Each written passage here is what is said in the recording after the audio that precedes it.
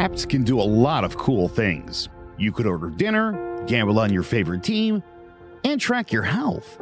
You could even get a mortgage. One click and you can be approved. I'm not sure by who or what country they're in. You deserve more from the mortgage industry. At AnyMac Home Mortgage, we believe in the need for live human interaction during a very complex process. The kind of service and guidance which an app simply can't provide. Our customers are more than credit scores and income documents. They're individuals and families who live in and strengthen our communities. Their story is our story, and that story begins in a home. Chris Sawyer is an expert on providing superior customer service and in meeting the mortgage needs of current and future homebuyers. With over 18 years of experience in the industry, Chris is able to help customers migrate through the home buying and home financing process by using his wealth of knowledge as a well-qualified mortgage professional. And best of all, Chris is located in Cromwell, Connecticut, where he has helped hundreds of clients in Connecticut, Massachusetts, and Rhode Island make their dreams of home ownership a reality. Visit chrissawyer.any-mac.com. Email him at csawyer@any-mac.com or give him a call, 860-878-8730. Chris Sawyer, NMLS number 39345, corporate NMLS number 338923. AnyMac Home Mortgage is an equal housing lender. American Neighborhood Mortgage Acceptance Company, LLC, DBA AnyMac Home Mortgage. Lo-Fi Direct. Connecticut First Mortgage Correspondent, License Lender, Broker Number ML 338923. Massachusetts Mortgage Lender and Mortgage Broker License Number MC 338923. Rhode Island License Lender, License Number 201128110L. Call for additional details. Welcome to Sports Talk with RNJ. I'm Steve Risser along with Justin D'Onofrio. And we got a big matchup in the SEC on Saturday. Oklahoma hosts Tennessee. Big SEC, first SEC matchup for Oklahoma. That's their first SEC matchup, right? Yep. First SEC matchup for Oklahoma. They host Tennessee. And I don't think it's going to be that close, to be honest, because this Tennessee team, man, they're putting up points. They crushed NC State 51-10. Their freshman quarterback is a stud. He's going to be a top 5 pick in 2 years. He's amazing. And Tennessee's offense is just too good. And Oklahoma, they struggled to beat Tulane. They struggled to beat Tulane last week. I'm not too high on Oklahoma right now, losing Dylan Gabriel. I got Tennessee here. I got Tennessee 34-20 over Oklahoma just because of how good this true freshman quarterback is. Yeah, I got Oklahoma losing this one by 10. I think in this one, again, Tennessee's first road game. So Nico, first kind of test here on the road.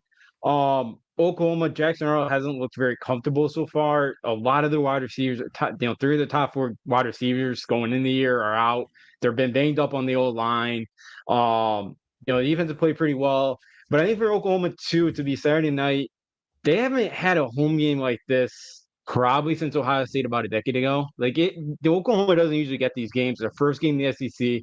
I think they're going to be fired up. I think, they keep it close, but I think James Pierce Jr., Tennessee's edge rusher, may be going to be one of the first ones off the board in the draft. I think he could make a statement in this one. And if Tennessee does, Josh Heupel likes to run it up, and Bob Stoops fired Heupel as the OC about 10 years ago to Oklahoma, so he might try to put it on him if he can in this one, but I do think Oklahoma keeps it close in this one. But Tennessee looks really, really good. They have a defense this year.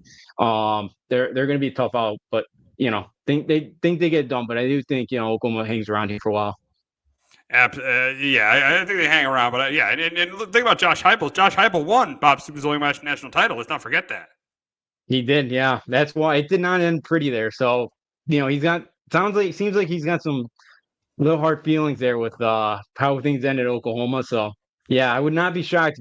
He was kicking onside kicks up 30 last week. So, I'd be surprised he's doing something like that again. Or doing a fake point up 25, late in the game. Wouldn't be shocked. Yeah, I just think Tennessee's in control. But you got Pierce, you got a great quarterback. I think you're gonna go on the road to it. I think an overrated Oklahoma team. I don't think they're the 15th best team in the country, and that's why I think Tennessee wins. But the big question for Tennessee is seeing how good their true freshman quarterback has played and having one of the best edge rushers in the country.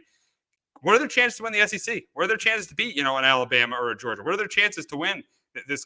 I think they have a good chance to make the playoff. What are their chances to win the SEC? I think they got a chance. I think they got a likely chance to do it. Bama, they got at home. Their SEC schedule's not bad. They got Arkansas on the road, Florida at home that's going to quit, Kentucky at home, Mississippi State, and then that Vandy. And then they have at Georgia.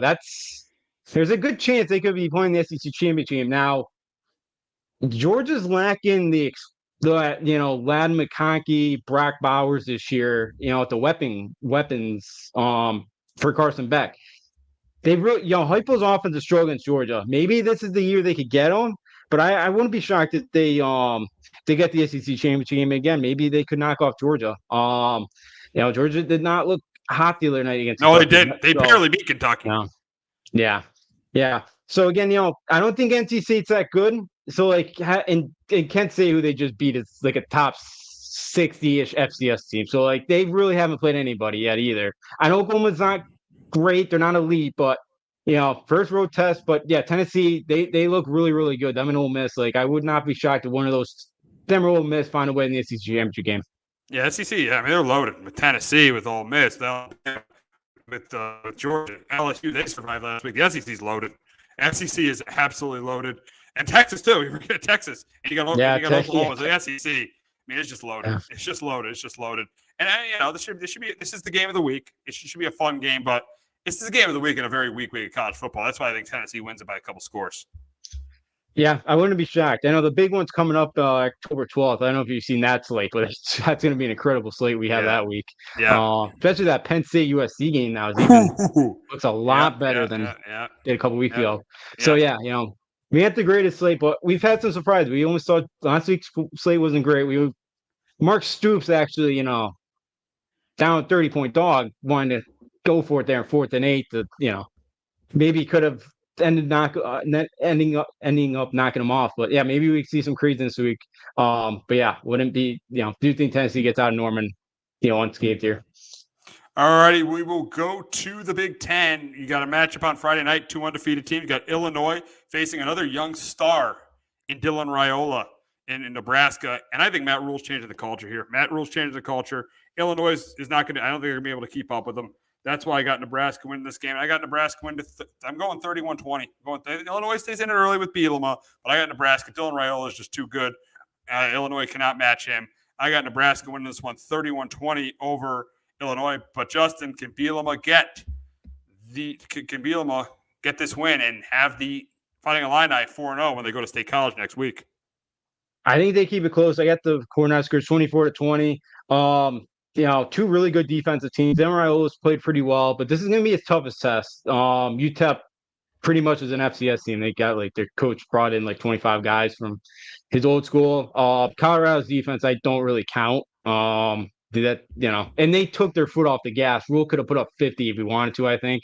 And then they played Northern Iowa last week. So this is going to be a good test. And Raiola is a guy that I think needs to reel it in a little bit. I think he could get a little bit out of control. If just some of the throws that he makes that he's gone away with the first couple of weeks against the Illinois team that is pretty solid. It's pretty good up front defensively. And again, Nebraska's been so bad in one-score games the last couple of years. If they do get into that, do they know how to win these? So, but I think at home they find a way. But Luke Altmaier, the Illinois quarterback, he had 10 interceptions last year. So far, he's got 0 this year. Zaire Franklin, has come in and really helped that wide receiver room. So Illinois, I think, is pretty good. They got to get the running game going a little bit. They got a guy 6'3", 250 to start running back, Fagan. They, Bielema's known for their offense and the running game. They haven't gotten it going, but maybe this is the week it's Nebraska on the road that they could maybe find it. Yeah, we'll see. Yeah, I mean, because it definitely has. You got a good point. It definitely haven't ran the ball as well as they have in years. But yeah, they got to find it, because if they don't find it this week, they're not going to beat Nebraska. Yeah, no, they won't. It'll be a tough one to go in there, and that, rules changing that place, and they get out of here, with a win. Nebraska's looking like, they could be 7 with Ohio State. That's gonna be a good one. Dylan Raiola. I know Ohio State probably win, but you got Dylan Raiola facing Ohio State. That's gonna be an interesting one. Yeah. The Indiana 2 maybe the week before might be looks a little tougher than it did maybe too. But yeah, Nebraska 6-1, 7. They got the longest bowl of the Power 5 they haven't been a bowl game 2016. It's the longest streak for a Power 5 team. So yeah, it's a program right now. It looks like Rule's trying to trying to really turn this thing around, which is it's great, and I think it good for college football. Nebraska could be back on the map. One thing you can always count on: Matt Rule can turn programs around. That's for sure. Yeah. to do what he did at Temple, then to fix everything what happened at Baylor and now to Nebraska. Yeah, usually it's year 2 has been his big year, and the last year wasn't great, but he got a quarterback that doesn't turn the ball over 5 times a game, so that helps as well. So yeah, Matt Rule just doing it again, just continues to build programs, and yeah, we'll see what he continue to do here in Nebraska. He definitely does. He definitely does. Now we'll move on to a game, big one at the Big House, as USC takes on Michigan, and I just don't think Michigan has the offense to keep up with USC. But I do think the game will be close, but I just don't think they're going to be able to keep up. Miller Moss, he's been playing really well. We saw him on opening night. I think he plays well again. I think it's close, and it's going to be closer than the Texas game.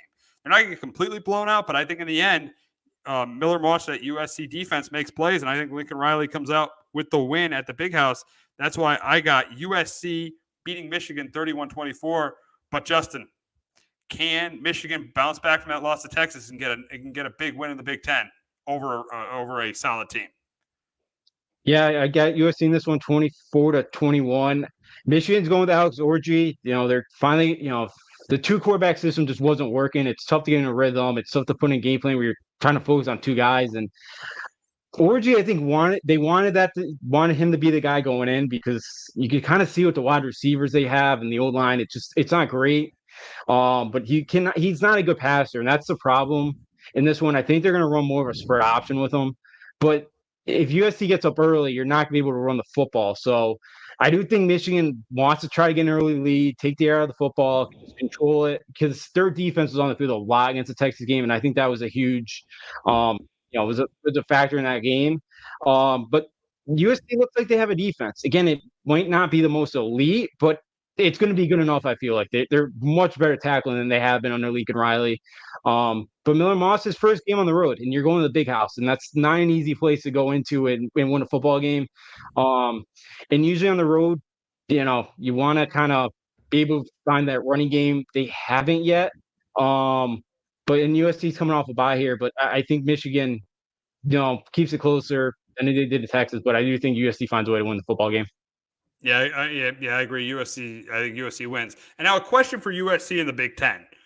Seeing that they won against LSU opening week, and seeing that they look like a better team than Michigan so far, what are their chances of winning? Now, they got a chance to be a playoff team, but what are their chances of winning? Of competing in the Big Ten, of maybe even surprising everyone and winning the Big Ten. Seeing that Oregon has struggled, seeing that they host Penn State, and seeing that they have a better quarterback than Ohio State, what would you say their chances are of winning the Big Ten? I think they got a good shot right now. Because their schedule's not bad. Like, they got Wisconsin at home. That's not very overwhelming. At Minnesota, Penn State at home is going to be a big one. And they got Nebraska at home. And, at Washington, they avoided Oregon. They avoided Ohio State. You only really have one trip. You got one trip to Maryland. That's like your only East Coast trip here, really. But, yeah, I do think USC could, if they can somehow go 2-1 against Michigan, Penn State, Nebraska, which I think is very likely, then I think they could be sitting there because, wouldn't it be shocked if Oregon finds himself with a loss? Ohio State might run the table, but they could end up with one loss to on the road to Eugene. So Penn State could be. I think that Penn State USC game, I think, is going to be huge. A couple weeks where they'll lose that one. It might be tough. But I think USC can do it. I do think their defense is good enough this year to where it's just good enough. And I think Miller Moss, again, under Lincoln Riley, we know he's going to develop a quarterback. So I think USC could do it where they had a win total of 7 coming in and one of the hardest schedules. But, with LSU and Notre Dame as non-con games. But USC looks like they're going to go way over that total. And I wouldn't be surprised if they find themselves in the Big Ten championship game. Yeah, no, I wouldn't be either. Just seeing that Oregon has struggled, seeing that they host Penn State.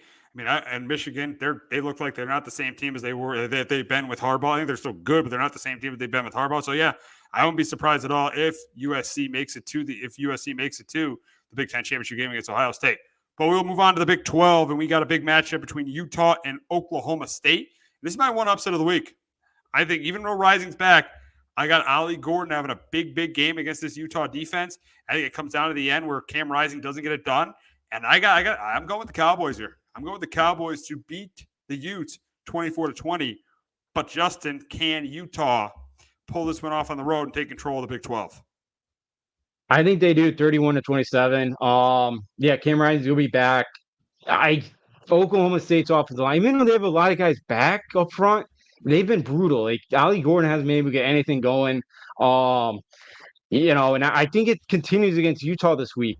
I know Saturday night in Stillwater, it's tough to go in there and win, but it's a very veteran Utah team, that I don't think is going to be very spooked going on the road. Alan Bowman, and I think Utah makes Alan Bowman kind of beat them through the air, which he's done a decent job this year so far, but he's been a guy in the past that will make a bad throw or two and will cost his team. And Oklahoma State's defense is back to being the old Mike Gundy defenses where they can't stop anybody. Arkansas had over 600 yards against them. I think Cam Rising could have a big day on the ground. Talon Green a couple weeks ago, the Arkansas quarterback had 18 carries for 61 yards. I think Rising could have a nice day on the ground against them. So I just think Utah's defense, makes a stop in this one and I just don't see Oklahoma State's defense being able to step up in a big spot. All right, yeah, and I could see that. And the big question here is does the winner of this game win the Big 12? I'm going to say Utah loses the game, but I think they beat Oklahoma State in the championship game. So I'm going to say no. Yeah, for me, I got Utah winning it. And yeah, with their schedule, they pretty much, I would think, should be good to be in that championship game because they got Arizona still. They avoided Kansas State, which I think is huge. Where Oklahoma State, they got to go to Kansas State next week, which is not going to be easy. The rest of the schedule is not brutal. But yeah, I do think the winner of this one could very easily win the conference. I do have Utah running the table and getting a top 4 seed. Hopefully Rising can stay healthy, but yeah, so I do have Utah win the Big 12. If they, I do have Utah win the Big 12 this year. Yeah, I do have Utah winning. I just have Oklahoma State winning because I think Ali Gordon is just really good. I just think they're gonna have trouble stopping Ali Gordon. That's why I think Oklahoma State wins. Yeah, I could see it. They're gonna really need a big game from him. I don't trust Oklahoma State defense right now. I think he's, the yard, before contact, it's not even like a yard. Like his yards for his yards per game right now, he's only averaging like 60 a game. I just don't really love the offensive line. They haven't done a really good job in front of him. And I just think that's the difference. I think Utah is able to kind of do enough, and I don't think Alabama makes enough plays through the air. But if they're really gonna need Ali Gordon to have a huge day Saturday. They definitely will. They definitely will. We got a matchup in the ACC between NC State and Clemson, and NC State hasn't impressed me this year. Neither has Clemson, but I just think Clemson is just the best of the worst in a really bad. It's not. I think Miami's the best team, but I think Clemson is still decent in a really bad conference. I do think this game is close early, but I think Clemson pulls away in the second half. That's why I got Clemson beating NC State 27-17, but NC State has beaten them. I think they beat them once a couple of years ago. Can they do it again? Can they beat Clemson again? Yeah, they NC State knocked them off last year. It'd be the first time, NC State wouldn't be the first time they knocked off Clemson in a consecutive year since 2002, 2003. So what NC State did in that one, they only had 200 yards of offense, but they got 2 turnovers and they played pretty clean football and they scored 14 points off those turnovers. So they got to do something like that again. I know K Public played pretty well against an Apps. That's not the same Appalachian State team that we've seen over the years. That's, they're might struggle a little bit this year. They still could win that Sun Belt, but Grayson McCall's out. He's dealing with another injury, and it's CJ Bailey, who was decent at Louisiana Tech, but it's a very bad Louisiana Tech team. Yeah. No wonder NC State's a 20-point underdog that McCall's out. Yeah, it's not great. And that offensive line, they had 4 guys back up front, but they've all regressed. It's very surprising that this offense just hasn't figured out. I like the weapons that they have. It just hasn't clicked for whatever reason. So I do think Clemson wins this one 27-13. I just think NC State's offense just can't do enough. I think the defense for NC State keeps them in it early, but I think there's a turnover too, and Clemson takes advantage. Yeah, I think Clemson wins this game by double digits. Now moving on to another ACC team, probably the best team in the ACC, and that's Miami. And they will go to South Florida this week. And I think this game I think the Canes control this game. I think Cam Ward is another big game. I think Martinez does a good job on the ground. And I think they win this game. I think they win it pretty big. I got the Canes here. 42-20 over USF. I think that Cam Ward is a real difference maker for this Miami team. Yeah, he's looked good so far. They're coming off a bye. Short week, though. They got Virginia Tech coming down to Miami on Friday night. And supposedly, South Florida is going to open up, or Raymond James Stadium is going to open up the upper deck, which they never do. So South Florida might actually have a home field advantage here. I don't know. There's probably a ton of Miami fans there. Well, they never show up when it's in Miami, though. Yeah. But there are probably some Miami fans down in Tampa. I feel there probably will be. Yeah. There will be. But, this is a South Florida team that played Bama to the wire last year. They played Bama to the wire this year, outside of, the last 6 minutes. They kind of fell apart there. But I think the South Florida team, defensively, they've gotten better. Brian Brown, who, did not play well this year against Alabama, but I think he could put up some yardage in this one for South Florida. It's Alex Gosh, the old Tennessee OC under Heupel.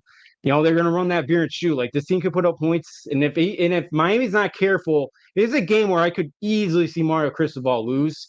If this is the same Cristobal, getting ready for ACC play, taking my South Florida team not too seriously here. I think they got to be careful, but I do have Miami win this one 31-21. Yeah, I mean, it's just a game I think Miami wins. I just think this is a game Miami wins. Let me tell you, they got a really good chance to make the playoff because I think they're winning the ACC. I think the way they're playing right now, I got them winning the ACC. They got a really, really good shot at making the playoffs and turning this thing around. They do. Right now, the ACC this might be the worst ACC and it's been bad the last couple of years, but this might be the worst iteration, I feel like, because NC State's not as good as I think people thought. Louisville may be pretty good again. Louisville's looked pretty good. We'll see. They got Notre Dame next week. Clemson looks average, maybe a little bit better than average. Virginia Tech's not as good as I thought they would be. So it's a ACC that Miami really should take control of, and their schedule's not bad. Like, they got at Louisville, that's gonna be tough, but like Florida State's a home game for them. Like, that's really it. They avoid Clemson, so there should be no excuses why this Miami team is not in Charlotte in December playing for the ACC championship game.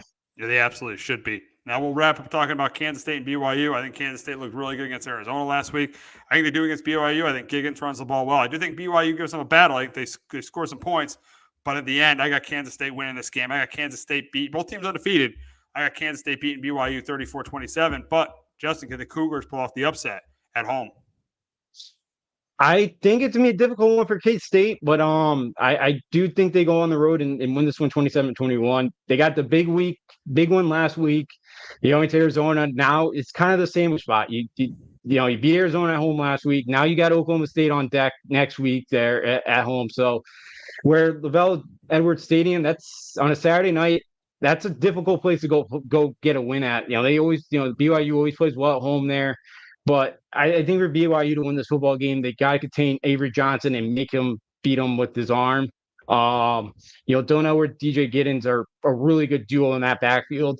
But BYU just, so far, they haven't been good on third down. They're only converting like 28% of the time.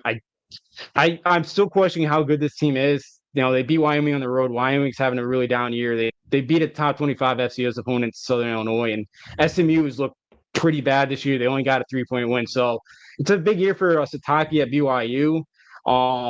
This would be a huge win for him, and to kind of, that he's on the hot seat, I think, and be a good win here to kind of settle, kind of calm that down a little bit. But I just think Kansas State's a better team. And I think they do go on the road and get this win. Yeah, I agree. I think Kansas State gets the win on the road. So the Yankees are in control of the American League East right now with the 4-game lead over the Orioles. But before we talk about that, we're going to hear from our friends at JPEG Financial and Shamrock Home Inspections. Do you have a 401k and some savings for future retirement, but don't even know if it's enough to live off of? How much is enough? How often are you thinking about it? The team at JPEG's Financial Group can help set your mind at ease. We specialize in creating strategies in the planning and managing of your financial, educational, and investment needs. We help clients pursue their investment goals with sound financial strategies. You deserve a personal, tailored plan. Lasting, meaningful, and open relationships are the foundation of our practice. You've worked hard for your money and should feel confident in your investment choices as you make decisions for your financial future. Your goals are our goals. We are dedicated to your needs and hopes for your future. Visit our website and give us a call at 860-430-5397. Securities offered through Raymond James Financial Services, Inc., member FINRA, SIPC. Investment advisory services offered through Raymond James Financial Services Advisors, Inc. JPEX Financial Group, LLC is not a registered broker-dealer and is independent of Raymond James Financial Services. JPEX Financial Group is located at 78 Eastern Boulevard, Glastonbury, Connecticut. There's no bigger investment than home ownership. And to make sure the house is up to your standards, you need a professional to look it over. Brian Flanagan from Shamrock Home Inspections is a licensed home inspector and a member of the Connecticut Association of Home Inspectors. Brian was a contractor for over 15 years, so he knows how homes should be constructed and how mechanicals should work. What makes me a good home inspector was the 20 years that I was a home improvement person, doing all the different repairs that I have done and what other people have done wrong that I had to go out and fix. So I have a pretty quick eye on seeing what's right and what's wrong. Before you move, call Shamrock Home Inspections. Before you make the biggest investment of your life, call Brian Flanagan from Shamrock Home Inspections at 860-268-2566 or visit shamrockhomeinspectionct.com. Alrighty, the Yankees are rolling. They're up 4 games on the Orioles in the AL East. They are rolling.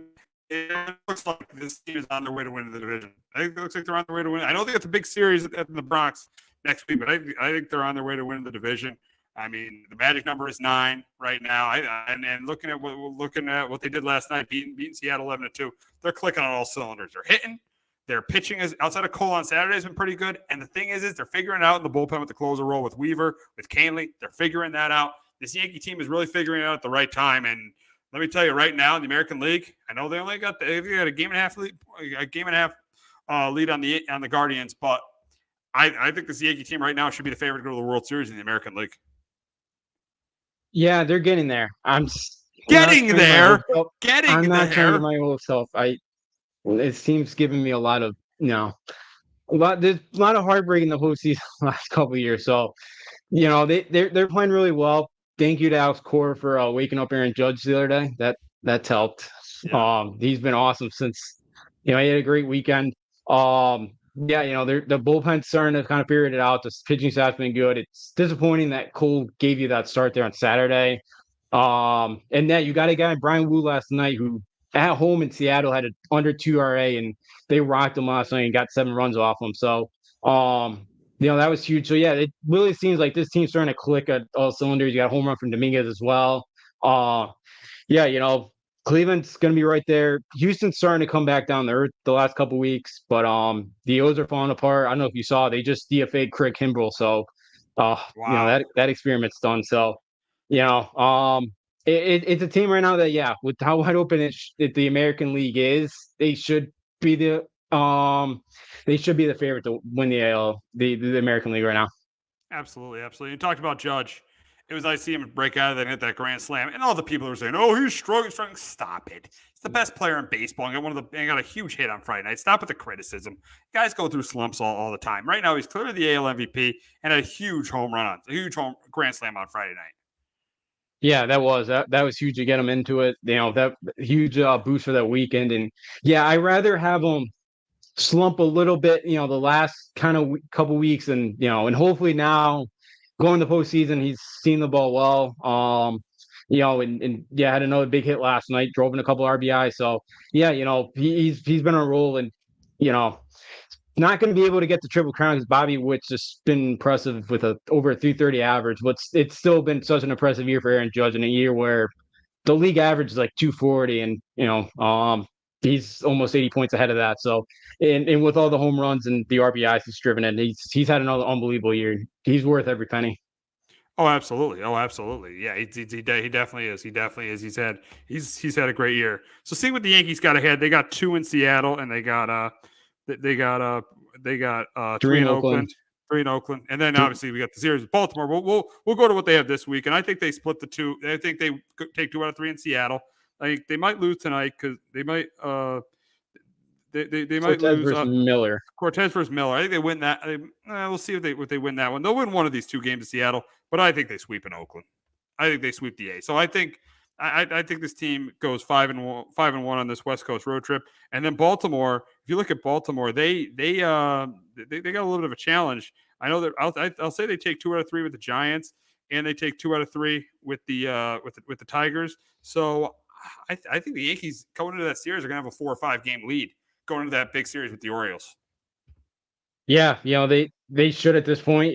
The O's are really struggling, and Detroit's been on fire. So that even this weekend, with Detroit coming in, that won't be an easy series for the O's to win. And yeah, for the Yankees, they should take 2 out of 3 this week in Seattle.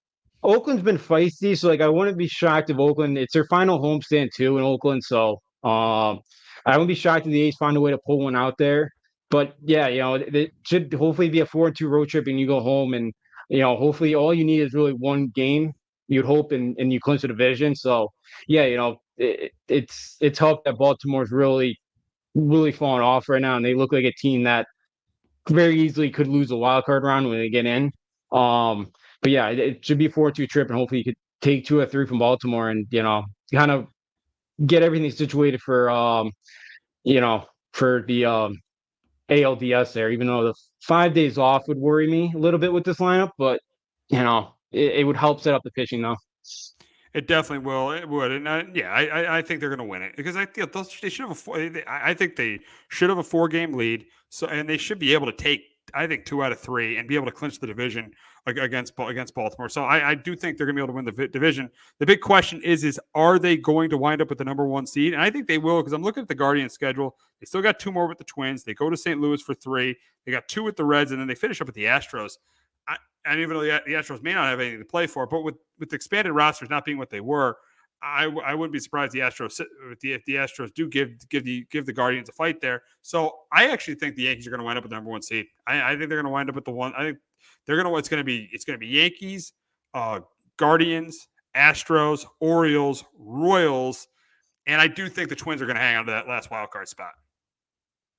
Yeah, for me, I do think they get the 1. I'll go Yankees 1, Guardians 2, Astros 3, 4 O's, 5 Royals, and I'm going to take the Tigers. I think Tigers sneak in. The Twins. Wow, you're going to take the Tigers? Yeah, they're playing really good baseball right now. Wow, you're going to take the Tigers. Been good.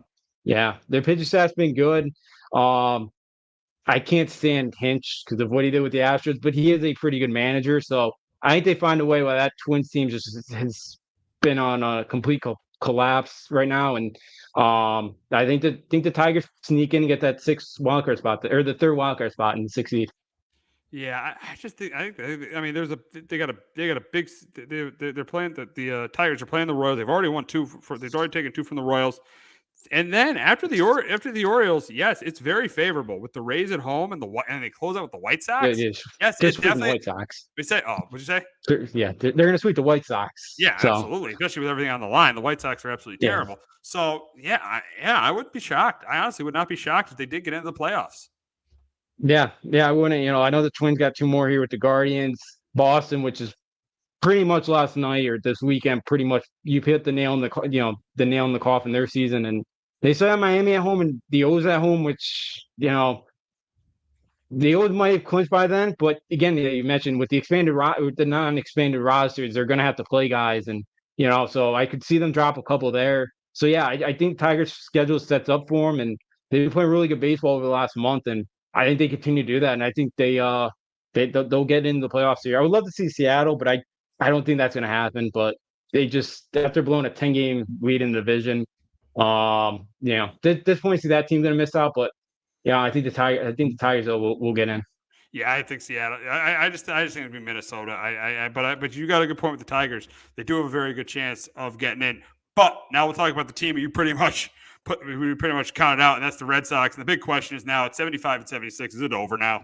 I mean, last night they lose 3 out of 4 against the Yankees. They lose last night in Tampa, where Nick Pivetta does not pitch well. Is it over for the Red Sox? I know they got a 3-game set with the Twins, but is it over with 2 teams out in front of them? Is it over right now? And I think it is. I think it's over for the Red Sox. I don't think there's any way they make the playoffs, especially losing 3 out of 4 to the Yankees this week. The depth in the bullpen and the rotation was an issue again. Lineup had a pretty good year because you had guys like Rafaela and Durant step up, but eventually we came back to bite them, not doing much of the trade deadline again. And then their depth of the bullpen and the rotation came back to bite them, and it looks like that's why they're going to miss the playoffs. Yeah, it is. And, Durant, who's been on a really, he had 3 hits on Saturday, but other than that, like the last 10, 15 games, he's only had a 1 hitter. He's gone 0-4. Devers, who hurt his shoulder like literally the first weekend of the year. I think it's now he's been trying to play through it all year, and he's been struggling of late too, and I think I think the shoulders bothering him, and yeah, the lineup's really cooled off of late, and the pitching staff really hasn't helped him out too much lately, and yeah, Pivetta wasn't great. He gave up a lot, he's given up 28 home runs on the year, so the line ball has kind of been his issue this year, but Richard Fitz has given them some good starts. Like they're pretty much done, but I think with the young core you have there with the Abreu's, Durant, Casas, Rafaela, like Ruben Gonzalez has been a nice addition for them. Like they have a nice young core, and I think it's a good outlook for the future of Boston. We'll see if the ownership group now to decide to spend and go get some pitching this offseason. But they do, yeah. Boston should be back in the playoffs next year. But I know it's frustrating. That's going to be another missed off, another season where the team's going to miss the playoffs. Yeah, I think they need more. Crawford and Houck had good years, but they need more pitching and they need more bullpen help. They need that. That's why they lost to the Yankees on Friday night. They had the game. They were 4-0. They had the game. They just need more pitching and more bullpen help, and that's that's how this team is going to improve. And Breslo's got to do it. He's got to spend money. He's got to spend money, or this is going to be the same result every single year. It's going to be the same result as it's been, 5 of the last 6 years for this team. It's the 5th time in 6 years this team has missed the playoffs. If they fired Dombrowski, this has not been a good organization. It's been a team that's made the playoffs once, and it looks like for the 4th time in 5 years, they're on their way to another losing season. Now they won't finish in last, or maybe they'll finish in 4th or 3rd. We'll see what happens with them in the Rays. But this is the 4th time in 5 years since they fired Dombrowski that they're going to finish they potentially could have a losing season. Yeah, in that market, it's that's not in that market, that's not a it's not what you want in that market, and they're gonna let you know. And obviously, they were out on Bloom, and they've been out on that ownership on Henry and Warner for the last couple of years now, and the way that the Mookie situation was handled, the Dombrowski firing, the not spending money, like they're not very popular up there in Boston right now, and we'll see if they change their ways. It doesn't. The last couple of years, it hasn't seemed like it's bothered them. So, it's crazy to think too. 20 years ago, that if you told somebody the ownership group was going to come in and just win you one World Series, this group has won 4, and you would think they'd be beloved forever, but they've gotten to the point where they're hated, and you never thought that would happen 20 years ago, but it has. And their farm system's been built up, and Roman Anthony now is the number 1 prospect in all baseball. Like that's something too with that farm system to look forward to. But yeah, there's not a ton of top line. Like I think most of them are position players. So do they trade one of those guys and go get an arm? We'll have to see. I know they traded for Quinn Penster from Pittsburgh, and they gave up Nick York. But he's been at AAA, Penster, since he got traded. We'll see if he comes up next year. But yeah, I think for Boston, it's we'll see what they do off this season. But we'll see if they spend. But look, they got quarterback, and then so the next couple of years, which that's nice to keep in that dugout. But we'll see what Boston does this offseason. They got to spend. Yeah, I mean, the advantage is they will have quarterback. That is the advantage the Red Sox have. The problem is we don't know what Breslow is going to be as the president of baseball operations and the general manager. We don't know what Breslow is going to be. And if Breslow's like high and Bloom, even though they have Cora, it's going to be the same result. It's going to be the exact same result. They're pretty much the reason why this Red Sox ownership group is hated now is since 2019, 5 of the last 6 years, they pretty much have been irrelevant. They've been irrelevant. They haven't been good. They were good one time. That was in 2021 when they got off that really good start, and they got to the ALCS and lost to the Astros. But pretty much since then, this will be the 5th time in 6 years they missed the postseason. That's why that ownership group is starting to get hated. Yeah, it's good reason. They used to have one of the highest payrolls, and now they've really cut down on that. And I get it, but you're in a market like Boston, you got to spend a bit, and they got to go out there and spend. And Chaim Bloom did a really good job of building up that farm system, really fixing that. But now they got rid of him because they want to take the next step. Well, supposedly that's what they say, and they really haven't shown that they want to take it. And this is the offseason. I think they got to show it. And look, we'll see what Breslow. We'll see if they hand tie Breslow, or will they let him go out and go spend money? There's a couple of I know Corbin Burns is going to be out there. There's a couple other starters that would be good. There's probably be a couple of relievers there as well. But we'll see if this ownership group will let him spend, or they'll hand tie him, and he's got to try to make small minor moves. Yeah, we'll see what happens there. Right now, the Celtics and Patriots are definitely more popular than the Red Sox. So let's get wrap it up this week on Sports Talk with R&J. For Justin and Afrio, I'm Steve Risser. We will be back next week talking about week 4 of the NFL season. The pennant races coming down to the end of the regular season in baseball, and that huge matchup between Georgia and Alabama. Have a great weekend, everyone. Hello, my name is Joe Aguirre. I'm the president of Clovercrest Media Group. And here at CMG, we have a wide variety of podcasts, including sports shows like Keys to the City, The Roll Call, Throwing Jabs, All Four Downs, and Jawing About the G-Men. And great true crime shows like Sticky Week, Crimes and Consequences, Ivy League Murders, and Bird, the unsolved murder of David Eichmann. You can find all these podcasts and so much more by visiting clovercrestmedia.com.